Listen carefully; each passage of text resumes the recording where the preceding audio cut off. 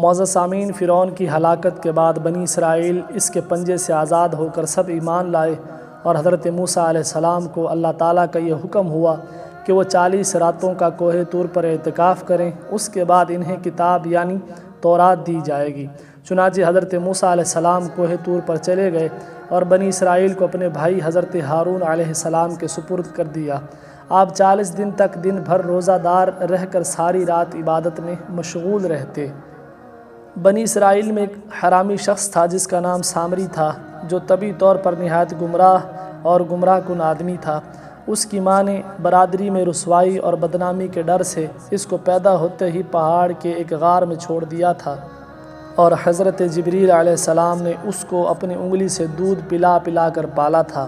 اس لیے یہ حضرت جبریل علیہ السلام کو پہچانتا تھا۔ اس کا پورا نام موسیٰ سامری ہے، اور حضرت موسیٰ علیہ السلام کا نام بھی موسیٰ ہے۔ موسیٰ سامری کو حضرت جبریل علیہ السلام نے پالا تھا، اور حضرت موسیٰ علیہ السلام کی پرورش فرعون کے گھر ہوئی تھی، مگر اللہ تعالیٰ کی شان کے فرعون کے گھر پرورش پانے والے حضرت موسیٰ علیہ السلام اللہ کے رسول ہوئے،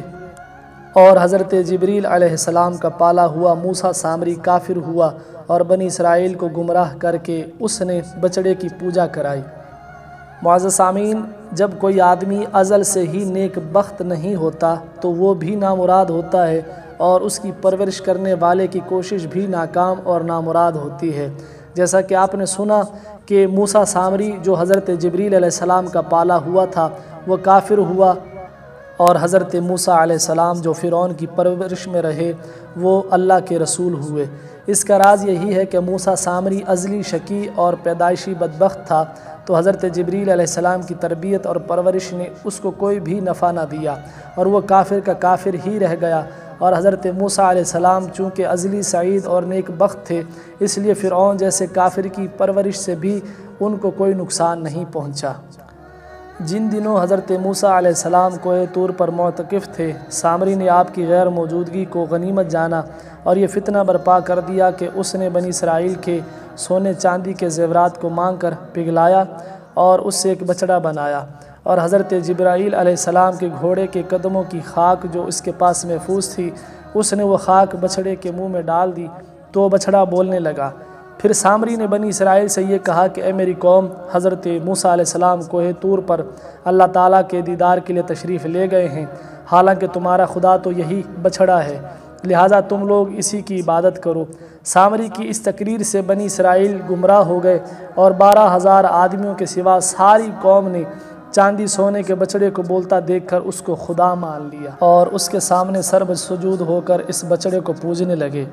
جب 40 دنوں کے بعد حضرت موسیٰ علیہ السلام اللہ سے ہم کلام ہو کر اور تورات شریف ساتھ لے کر بستی میں تشریف لائے اور قوم کو بچڑا پوجتے ہوئے دیکھا تو آپ پر بے حد غضب اور جلال طاری ہو گیا۔ آپ نے جوش غضب میں تورات شریف کو زمین پر ڈال دیا، اور اپنے بھائی حضرت ہارون علیہ السلام کی داڑھی اور سر کے بال پکڑ کر گھسیٹنا اور مارنا شروع کر دیا، اور فرمانے لگے کہ کیوں تم نے ان لوگوں کو اس کام سے نہیں روکا۔ حضرت ہارون علیہ السلام معذرت کرنے لگے اور یہ عرض کرنے لگے کہ میں نے اپنی قوم کو سمجھایا، میری قوم نے مجھے کمزور سمجھا اور قریب تھا کہ مجھے جان سے مار ڈالتے۔ جب حضرت ہارون علیہ السلام نے معذرت کی، جب آپ نے حضرت ہارون علیہ السلام کی معذرت سنی تو آپ کا غصہ ٹھنڈا پڑ گیا، اور اس کے بعد آپ نے اپنے بھائی حضرت ہارون علیہ السلام کے لیے رحمت اور مغفرت کی دعا فرمائی۔ پھر آپ نے اس بچڑے کو توڑ پھوڑ کر اور جلا کر اس کو ریزہ ریزہ کر کے دریا میں بہا دیا۔ معزز سامعین، اس قرآنی واقعے سے خاص طور پر 2 سبق ملتے ہیں۔ نمبر 1، اس سے علماء کرام کو یہ سبق ملتا ہے کہ علماء کرام کو کبھی بھی اپنے مذہب کی عوام کی طرف سے غافل نہیں رہنا چاہیے، بلکہ ہمیشہ عوام کو مذہبی باتیں بتاتے رہنا چاہیے۔ آپ نے سنا کہ سامری نے 40 دن حضرت موسیٰ علیہ السلام کی غیر موجودگی سے